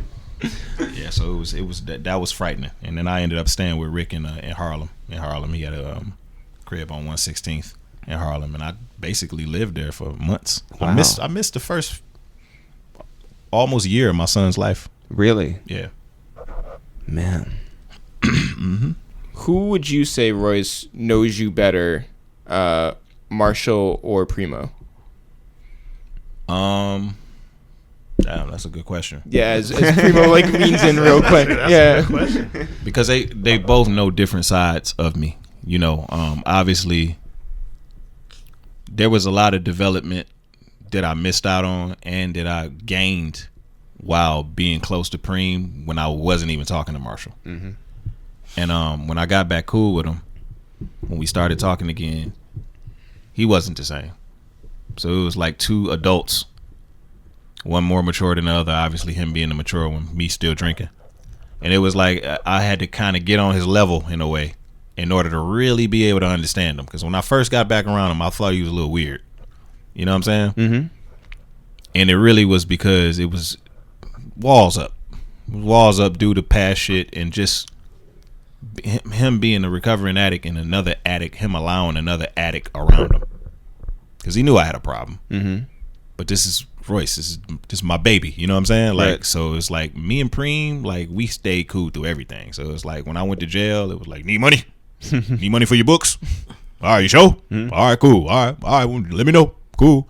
He never judged me. He never came down on me. Around that time when I went to jail, it was like everybody was going, man, you got to quit getting in trouble. Damn, man, you got to, you know what I'm saying? And it was just like, it was always a pleasure to hear from Preem. You know what I'm saying? Like our relationship just stayed what it is. Like he never really oversteps like any type of boundary or anything like that. So it's like he knows what he wants to know. You know what I mean? Marshall is more of a, damn, how do I even categorize him, man? He's family oriented, maybe not as much as Preem, because Preem is from the South. Marshall has always been like, when we go on the road when we were young and shit, it'd be like, we go on the road and we come home, I don't hear from him, can't find him. He goes into seclusion with his family. Preem, the most he'll do is not answer the phone because he with his son, because that's like a rule that he set for himself. But other than that, it's like family all day. Family when we work in family, everything.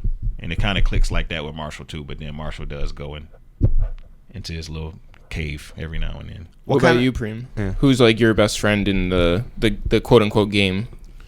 Is it like Lady of Rage? Is it She's a very close number one. Yeah, shout out to she'll tell you, don't call me Rage, call me Robin. I love her, man. Yeah, she's so different.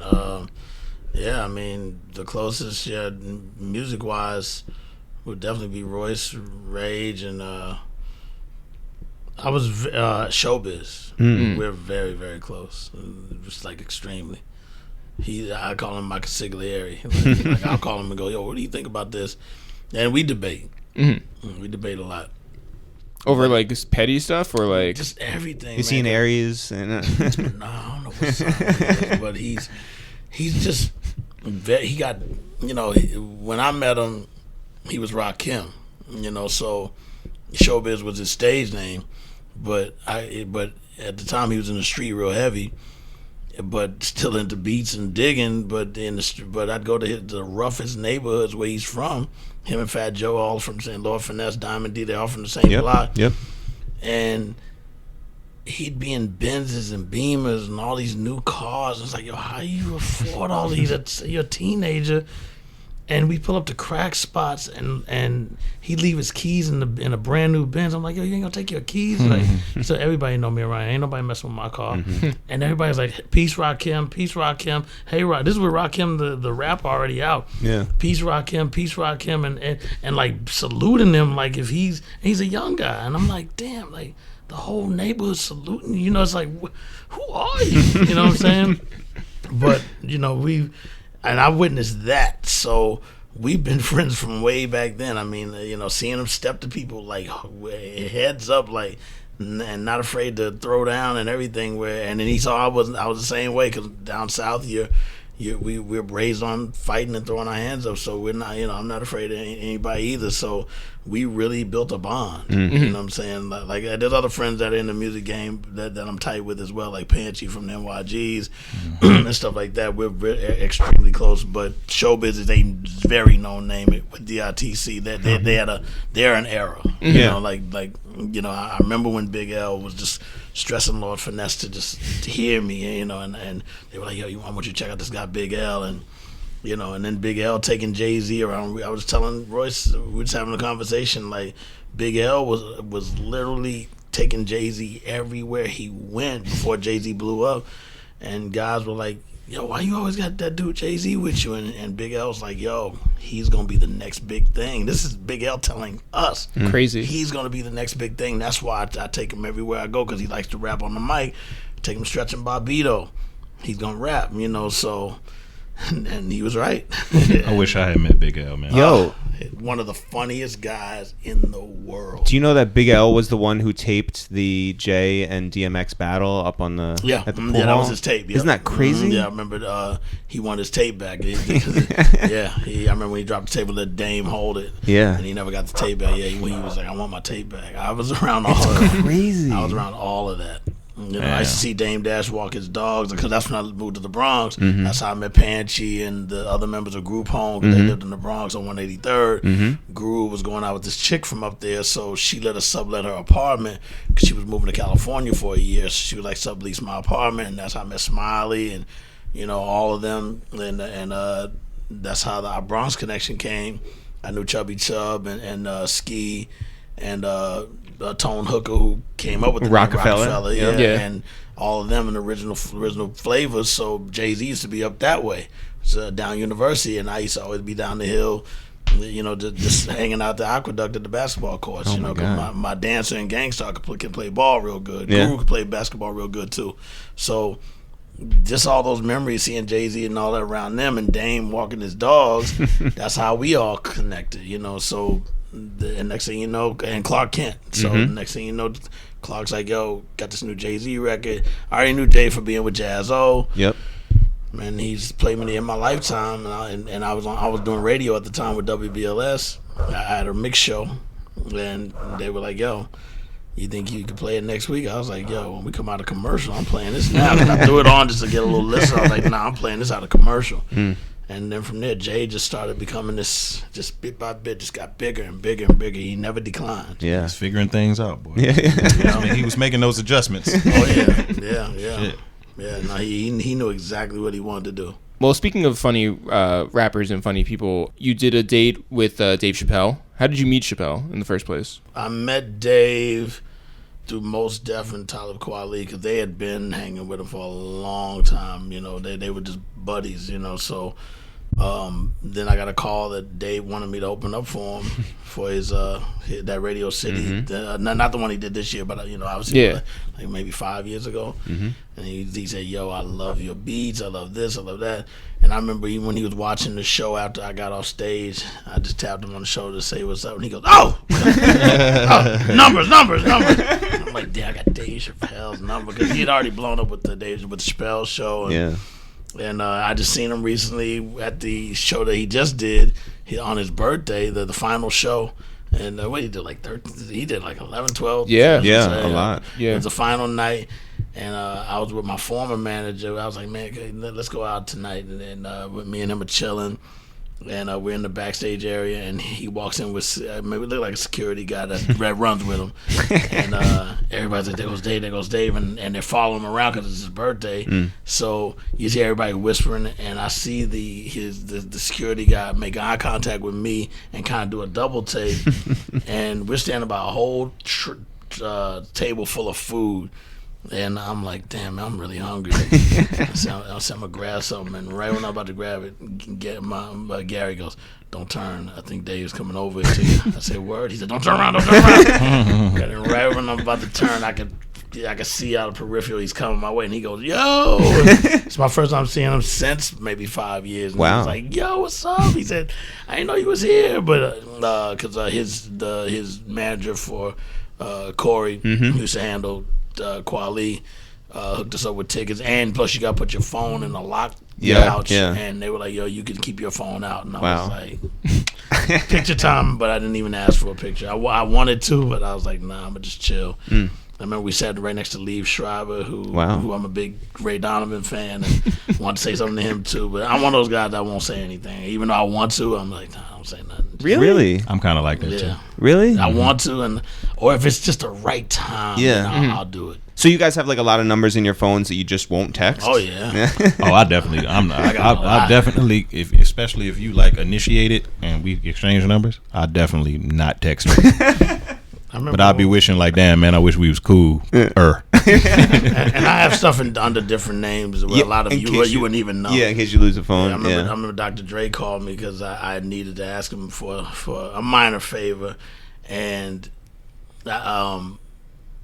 he didn't call me back. He didn't answer the phone the first attempt, and I did a second attempt the day after. Still no pickup. So then the third day the phone rings and it's him, but it's just a DR, not Dre, not Doctor, no period. I'm switching it after this podcast. Now it'll say hello and you'll be like, "That's Dre." But when it popped up, I remember my band members. I was on tour with my band. They're like, "Is that Dre?" I was like, "Yeah," and they go, "You gonna answer it?" I'm like, "Yeah," and they go, "You can put it on speaker." I'm like, "Nah." I went outside and I turned around and they're all going, staring at me. And it was just a minor favor to get a video drop for MC8, who I did a project with that came out last year in July. And he was like, "Yeah." He said, "Come on, that's Compton." That's the first thing he said. And he says, "For you, let's do it." He said, "Hang up and I'll send it." And not even five minutes, it was already in my phone. So. But I am going to change that. Yeah.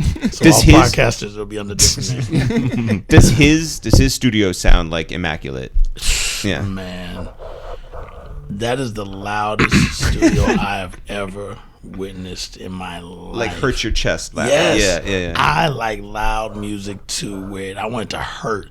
His was like, you know what they say? I need a doctor. Yeah. You need a Eminem DR. Eminem record. Yeah. I need a doctor. Do you buy into the thing where it's like if it sounds good soft, it'll sound good loud? That's one of my testing ways. I play it low to see where everything's sitting. But then I like to hear loud because when it's loud, can you hear everything cut through? Can you hear the vocal cut through? Can you hear the notes cut through loud? Because loud, everything starts to get cut. Yeah. So that's why. That's why Royce listens to it on his phone. There you go. So, but just press his volume up. His studio hurts, and Dre is just smiling like. And it's just I thought I was gonna die. Like when I first worked with Dre, I went out there to Cali. I've never heard music that loud in my life. His house is the same way. And I love loud music. But it was just like the SSL board, the knob was turned all the way. It couldn't go any further. He just went. He just turned it and just left it right there and just let the whole song play. He didn't turn it down to talk or nothing. The whole songs were just playing at that level. Is he screaming over them to? No. He just listening. He just listening. And hear that look. and he'll go. Does a thumbs up. I remember one time he didn't want to do the thumbs up. I'm like, you have a cup in your hand. He goes, okay, I'll put it down. We'll do 2 thumbs up. We did the 2 thumbs up. We just laughed. And I went to his house to work on a couple of songs, and same thing. His house is just as loud. Does your music sound better in his studio? Actually, I just went there when we were shooting the Era video. We went the night with Dave East. We flew in late, and he wanted me to come by to just hear some music, and I went over there. And one of my artists, Tori Wolf, had just done something for Amazon, and I hadn't heard it really besides just in my own lab, because she was with me. So he was like, what do you sound like? What kind of style are you doing? We said, well, we just did a song for Amazon. He's like, was it soul or what is it? We said, that's kind of alternative. It's not pop. I said, it's kind of hard to describe. He said, well, let me hear it. And it was a song we just finished. So when he cranked it, we were like, we said, yeah, it's right. We were like, it's right. It just sounded so good in there because, I'm used to my testing grounds. I'm used to my car. I'm used to my room. I'm already sonically, tuned to where I test everything. So to hear it in his studio, and it was just hitting everywhere. I moved around. Dre like sit at the front of the board. I moved to the back. I moved all over, and it was just sounding so good. I was like, okay, it's a good mix. Royce, who do you play your stuff for? Yeah, that's a good question. It's only good questions. While you're doing that, I'm changing my grade. You mean like to get approval? Yeah. Marshall is probably the only other artist that I can run stuff by because I'm in Detroit. I pretty much spent the whole 2017 in Detroit recording, getting the projects together. That's the first time I ever did that because it's the first time I ever had my own studio. So when you were putting together your studio, like what was important to you? Well, it was the speakers for me because I need loud. I need loud. So my room isn't even tuned right, and I didn't know that until Preem came. He walked in, we was listening. He was just like, "It's not tuned right there. It's not tuned right here. You need to put the speakers here. You need to do something." It was just like, "Hey, the shit sound fine to me, Preem. It's loud." But yeah. So I'll go over to M Studio and just I wait till I got like a pretty good batch. Because since I have my lab, I haven't been over there that much. So when I do get over there and we like getting caught up, when musically we getting caught up, because I heard Revival the day before it came out. I hadn't heard nothing before that. Yeah. You know what I'm saying? So I knew he had the Beyonce record. I knew because Porter has the B room in my studio. So he always coming over telling me stuff about the album, but I never heard anything. So you know what I'm saying? So it took a whole day for me to play him my whole album, and then for him to play me his whole album, and I still didn't get a chance to play PRhyme for him. I was supposed to play it, and he had to leave. I still didn't get a chance to play it for him. But it's like, yeah, that's pretty much who I bounce music off of. Who has more unreleased Slaughterhouse tracks, you or Officially Ice? Probably Officially Ice, because he's crazy. It was at a point in time where it was like I was like the gatekeeper of all Slaughterhouse music because. So you leaked it? No. I don't have a leaking bone in my body, bro. But it's like it was like I was like the not the overseer, but I was the guy who kind of like brought the records home after we were done getting all the vocals on them. Kind of like bringing everything together. And then once we started like doing like a lot of solo stuff, and we started kind of like just moving on doing other shit, I quit even listening. Like I quit even listening. Just Blaze would probably have the majority of where the album that we were working on before where it is right now. Yeah. And whatever Joe got a hold of, which we always tried to keep him from getting music, whatever he got a hold of, Ice probably has. We were in Akron, Ohio 2 weeks ago. We spoke on a panel, and it was our first time in Akron. We've been to Cleveland before. Akron, Ohio, we land, and the dude that picked us up, the promoter, was like, yo, we fuck with Detroit rap way more than we do anything in Ohio. And they're like, it's Detroit and then the Bay. and then like Ohio. But we didn't realize like how big Detroit was, over the state line. Like, had no idea. Well, that's largely due to the internet, because before it was like just an underground kind of our own little world type of thing. Once the internet like really took off and became like popular, I guess, and everybody was able to see that we do have what we would consider our own sound, because our biggest artists, I mean, all the way up until like Big Sean, Danny Brown, it was like Obi, D12, myself, Marshall. That's not really what we would consider the Detroit sound. You know what I mean? Like, we're all products of the Hip Hop Shop and the Ebony Showcase, which are hip hop open mics. But the Detroit sound is like street drug dealer rap. So like if you go to like a strip club, any strip club, that's pretty much what you'll hear.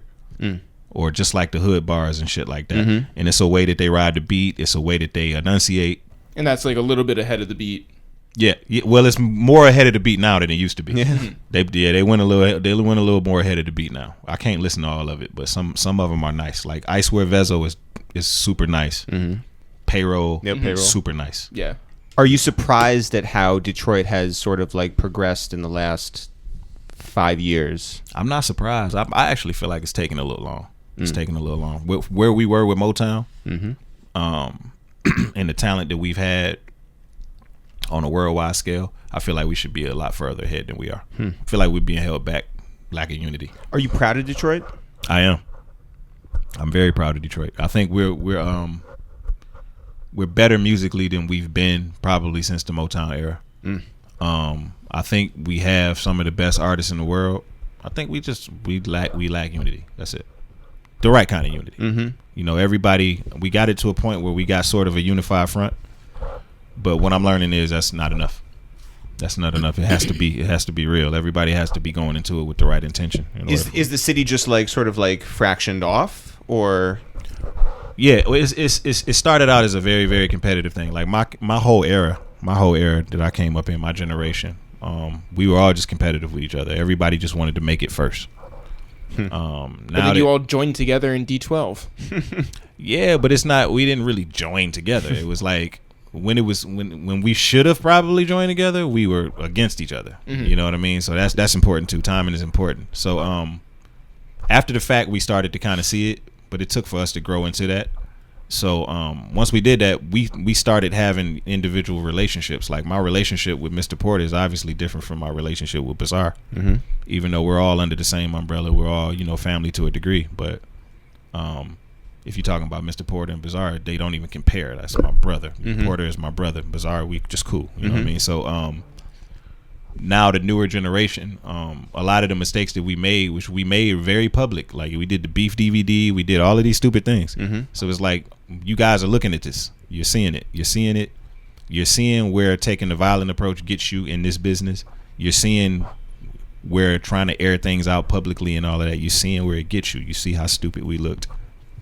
You see what Khaled and them did in Miami. You're seeing what the artists in Atlanta did, the way that they were unified, and it builds the city up so strong that you can't stop it. Like New York tried as hard as they could to keep a stranglehold on hip hop for a long time. Thanks, Preem. Yeah, Premier. Yeah, like we were talking about this earlier. Like they were in happy to be in each other's videos, and just everything was just.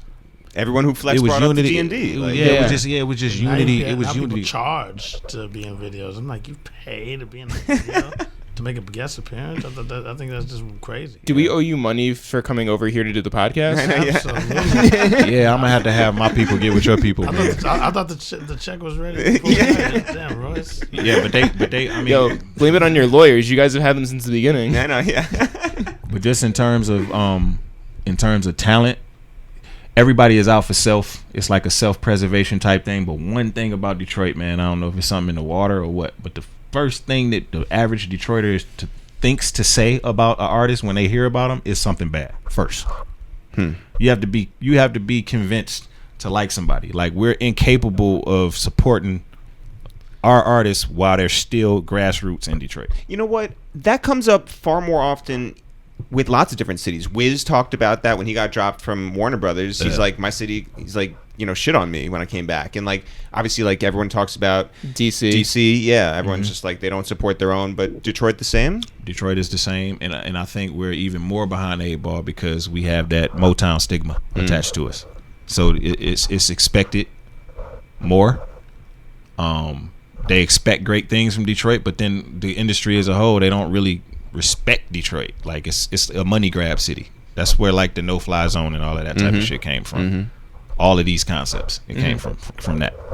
And it was an opportunity for us to unite too. Like if it was, everybody on the political side, like the people that were running for office, like the people that work in the mayor's office and all of that shit, like everybody that actively wore like the Detroit versus everybody hoodies and shit like that. Like if everybody was willing to take it further than just words on a sweatshirt, we'd be in a better place.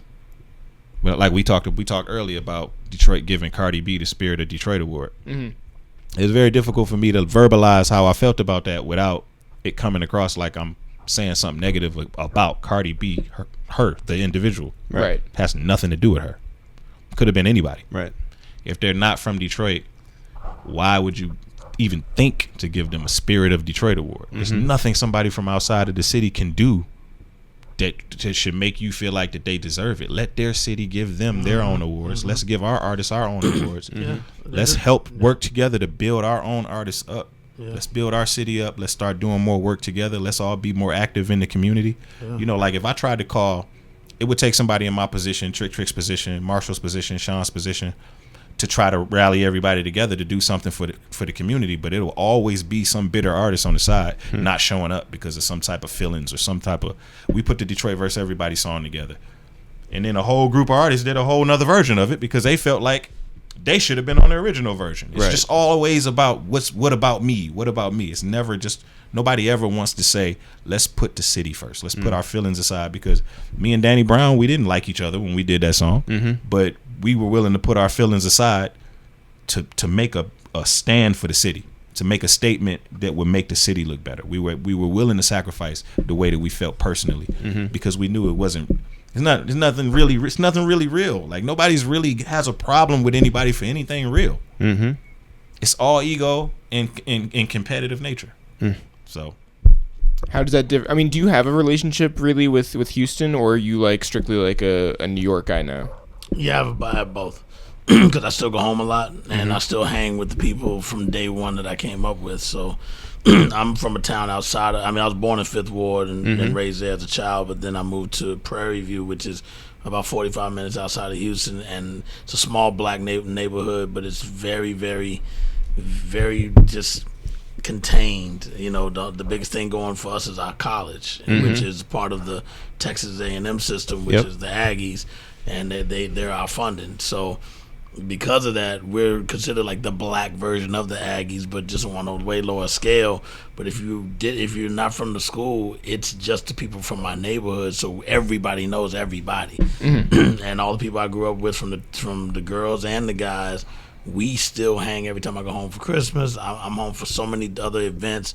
Everybody hit me up, you coming home for homecoming? It's not like, you're not claiming that anymore. I'm still welcome, and I have that type of love, so I love that. When you were living up here, let's say like the mid to late 90s, what did UGK mean to you? We were just fans based off of we were all into the drug hustling culture back then, so they spoke to us like the way a Reasonable Doubt would, because we could all relate to just that type of street mentality and that type of atmosphere, being that we've been surrounded by that anyway in our upbringing.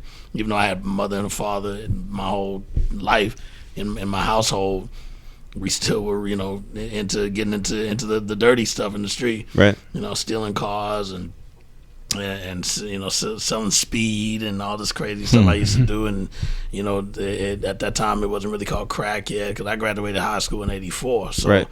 we went through the periods of where when UGK came out, it was just like another representation of what the Ghetto Boys were already doing, because we were big Ghetto Boy fans, and I knew Ghetto Boys when it was Jukebox and all of them, before when Johnny and all of them were there, before Scarface, before Willie D. Yep. We knew the original Ghetto Boys. Then they transitioned the second time, then the third time, and at that time, Scarface was a DJ. So he was DJ Action. So then he started calling himself Scarface in the raps, and we were just like, yo, but and we call him Brad back then. So knowing him as Brad, and then we had a hip hop club that the DJ that taught me how to scratch. His name is RP. His name is Randy Pettis. But y'all remember RC Cola, the drink. Since his name is Randy Pettis, he was RP Cola. so that's who taught me how to scratch, because he went to school with me in college. So I learned from him, and that's really where I got my skills, from him teaching me.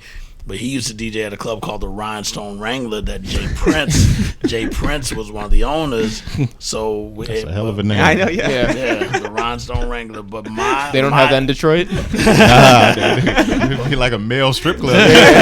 Rhinestone Wrangler. But my MC that I was with in college, whose name was Top, T-O-P, Top, used to beatbox for Willie D. So that's how we all got affiliated. Whoa. This is when the Ghetto Boys were just starting to bubble. They hadn't gotten multi-platinum level yet. And so I have so many different channels way before CDs were even out. You know what I'm saying? So RP used to DJ at that club, let me in with him, and that's how I got put up on all these promo records.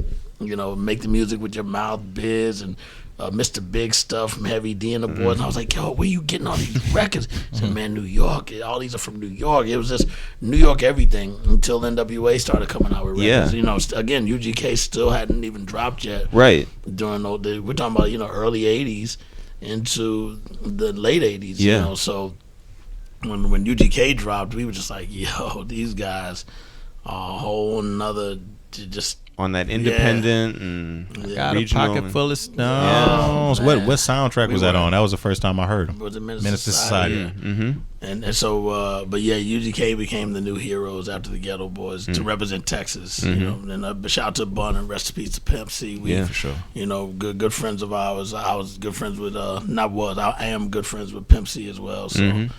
And he really was. The way he talked, he backed every word of it. Pimp C never bit his tongue. Do you those big trades that like producers will do with like all of their digital files, like all their music? Do you do that with like any other producers or DJs? You talking about as far as just all our old music? Yeah. Yeah, I'm digitizing. I actually shout to Stu Fine, who owned Wild Pitch Records. He let me get my demo tape back that got me signed, and he gave me Guru. Would have definitely been a dope A&R at any label, because he's the one that said, yo, I found your tape when I met, that's how we met, because right. He heard my tape, because he used to always go to Wild Pitch was a husband and wife operation. He would always go to their apartment and listen to anything that came in the mail. And the other one, he was like, yo, tell me what you think about this guy. And it was Lord Finesse. And that's how I ended up producing Lord Finesse. He's the first, besides Gangstarr, he's the first artist I ever produced. Lord Finesse, nice. Yeah, super nice. That's how we became boys. And, Stu was like, yo, Finesse is going to be in the MC battle. We got to go to the New Music Seminar. I met everybody from Ice-T to Chuck D to, that's how me and the Jizza met, way back to, me and the Genius. Through a little light argument, but it turned into. Is he in Aries? Yeah. I don't know what sign he is, but these Aries popping up here and there, but even with him, I mean, we became boys where they would come over to our house and smoke and play us all their demos. RZA used to come to our crib and hang out. I remember when RZA told us, yo, I'm gonna start a new crew. The Cold Crush and the Fantastic Five MCs have a whole crew of dudes.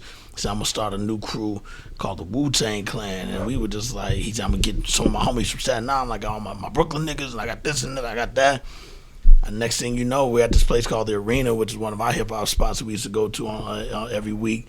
And we at the bar drinking with Onyx, and cause they had blown up with Throw Your Guns. Yeah.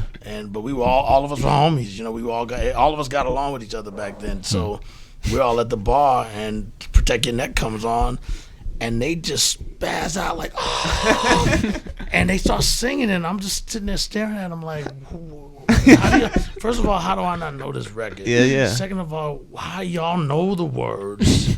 And and y'all, and they're just like, I smoke on the mic like smoking Joe Rage at the hell rate, and we're just like, what is that? He goes, that's Wu-Tang Clan. I hate that. I hate when I don't know. Yeah, and I'm like, Wu-Tang Clan, that sounds familiar. And he goes, that's Rakim in them, and because he was Rakim back then. And I was like, yo, he said he was gonna put together a group called the Wu-Tang Clan, because all of them was into the whole karate flicks and everything. J. Rue the Damager, all of them are of that same type of era. J. Rue the Damager, Master Killer, they're all from the same hood. Right. Jizz's from the same hood. Different buildings, but that just all East New York, Brooklyn guys. Yeah. And then I was like, that's the one that Rakim said, and then all of a sudden he was the RZA. I can't even imagine the Wu-Tang hanging with Onyx, bro. Every time I see Sticky Fingers, he want to box. He want to play boxing. He heavy-handed as shit. Yeah, he'll squeeze your hand. It's like, bro, yeah, you hitting to the body. Come on, man. But that's how all of that, I totally remember that happening. And the next day I went and bought that record. It was already at the record store on the wall. And then we saw the video on Video Music Box. Because, at that time, if you were underground like that, you're not getting on regular, MTV and all that yet. Yeah. Video Music Box going to play your video. From there, I was like, oh, they go to Genius. And then I knew Old Dirty Bastard from 88 from Brooklyn when because he was Ace on Unique. Yeah, so I got a picture I just found. One of my homies just sent me. He's like, yo, look at you and Old Dirty. And Old Dirty had the stair step flat top, like the way Scoob and Scrap oh my and god all them used to have it. He had the little stairs and a flat top. I got the picture. I'm gonna post it one of these days. Do it on Thursday. Yeah. I got a picture of all of us together. So we already knew Old Dirty, but we didn't know he was Old Dirty Bastard until we saw the video. Because like I said, he was Ace song. Yeah. Unique. That's why when you hear Brooklyn Zoo, I'm the one man army Ace song, because that's what we knew him as. Yeah. So. You got the best stories, bro. Yeah, what's a story that he's told that you've just been like what? Yeah. Man, he told I asked Royce, what's a story that you've told that Royce has just been like, what the fuck? Oh, so many, bro. So many. I thought you were asking me about Old Dirty. I mean, we can go down that road too. He got a story for everything. He got a story for everything. Remember when the box was out? The what you call in? Yeah. Videos. Big Daddy Kane and Old Dirty came out to my apartment, which was a big deal. Like, damn, Kane is in my house. Kane. And I remember Malachi, the Nutcracker, was with me. He used to live with me at the time. Malachi the Nutcracker? Yeah, I was always like a mentor to him because he was wild. That's a name. Yeah, from Group Home, right? Oh, yeah. But that dude, for one, he could fight very well. He wanted to be a boxer. That was his dream to be. He didn't want to rap. That's from a long line of criminal stuff that the judge was just shot to Judge Bamberger. She was just like, now that's a great too. name. Yeah. Remember the name. Jesus. She was like, yo, we didn't drink the same. I'm from the crack era, we were doing crack, so shout out to all the crack users. I kicked my habit, but like it was like she was like, I don't want him to box because that's a violent sport, and I'm like, but she's like, make him do. You're in music, make him do music, and that's how it actually happened. But Buddy McGirt team was training Malachi, but he's at my house, and this is when Kane was hanging with Madonna, and he has Heather Hunter. We went to porn and all that stuff, and Heather Hunter was like the starlet at that time for a black porn, for a black woman, because all the black porns were just horrible and looked like you shot it in a corner store with no lighting, and all the white porns look nice and clean and polished, and you can see all the things taking place, but I remember he's like, man, that new video with Heather Hunter and Kane, I want to ask him, did he fuck her in it? So I remember he asked Kane, yo, did you fuck her in there? He goes, I didn't fuck her in the video. And old Dirty Bastard goes, I know if it was me, I would have came already. And so I thought he was gonna bust into a whole rhyme or something, because instead of I would have came already, I would have came already. And I just never forget him doing that. Just laugh my ass off. Yeah, so. Royce, did you do Stretch and Bob show? Yes, I did. I rhymed on there with Marshall. Wait, spit it right now. Spit it right now. Do I a don't quick, remember do a one quick 100 word bars. of any rap that I said. It shows y'all rap. You and him just going. You talking about on the documentary that they did? Yeah. Yeah, they got some good footage, yo. I remember doing Stretch and Bob, and that was like really, really trying to prove myself. That was M's first time up there too? I'm not sure if it was his first time, but it had to be one of the first. Was that the one where like Noah Callahan Bever went to? And I believe so. I think Noah may have been there. My memory is fuzzy. But yeah, it was early on. It was early when me and Marshall first started like ripping down radio stations. That was like one of the first ones. Crazy. And I wasn't used to doing that. My only experience with rapping in front of people was like open mics. Redman. Yeah, while I was sitting there watching my friend rap for Redman and shit. I still kind of regret that shit to this day. Could have been the Floyd Mayweather rap back then. Yo, guys, congratulations on PRhyme 1 and 2 now. Thank you, brother. Thank you. And we'll look forward to PRhyme 3, which you said Tokyo you're Drift. Yeah. Yeah, we're gonna sample Tokyo Drift. Congratulations, guys. We're really looking forward to the full project, and thanks so much for hanging out. Thank you for having us, man. Always a pleasure. Yeah. Thanks everyone for listening to this new episode of A Waste of Time with It's The Real. Jeff, if people want to find out more about us, I'm Eric, you're Jeff. Together, we are It's The Real, no apostrophe, no spaces. Jeff, this podcast, if people want to find out more about that, it's called A Waste of Time with It's The Real. And if people want to go get their tickets for our featured appearance at the Roots Picnic 2018, where can they go? You can always go to rootspicnic.com, ROOTSPICNIC, no apostrophes, no spaces, or you can also go to ItsTheReal.com, ITSTHEREAL, no apostrophes, no spaces on that as well. Yes. You can always find all of our episodes, our old episodes, our upcoming episodes, on SoundCloud.com/A Waste of Time. If you search on iTunes, they are there as well. Search for A Waste of Time with It's The Real. We are also on SoundCloud for our music. Go to SoundCloud.com/It's The Real, and you can also find it on all streaming services, including but not limited to Spotify, Apple Music, Google Play, Tidal, Get Us Paid, Pandora. Go to YouTube. Our stuff's on YouTube.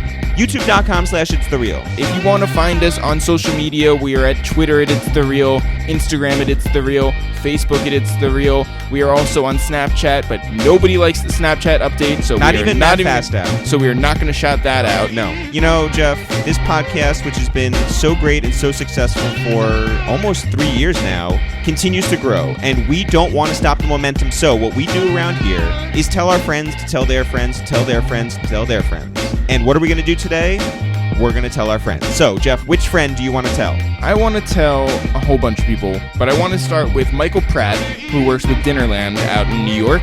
Longtime supporter, great supporter. Shouts to Michael Pratt, shouts to Cy Spence, shouts to Georgie Paul, Pucks out here in Ohio, Outrageous 413, Elliot the Trainer, Lil Miss End, Evan the Show, Same Chick 88 over at JFK, Dabadoo Elite, Joel R1291, and Drew Minotti. Man, everyone there must spread the word about this little podcast of ours, and let's double up. Oh, also, I want to shout out Blank Disc, BLANCDISC, Blank Disc, who has a clothing company. Shouts to them as well. Jeff, I want to shout out our good friend Caduce down in Washington, D.C. Not only do I want to shout out Caduce, but I want to shout out his daughter, Sophia. What about Nadia? Well, hold on. Yeah. One at a time here, Jeff. Yeah. I want to shout out Sophia, who just celebrated her birthday the other day and is the most well-dressed child on this planet. Yeah, she's what, 5 or 6? I think she's 6. She's the most well-dressed child on this planet, and she's the funniest and most athletic and just awesome child besides Nadia.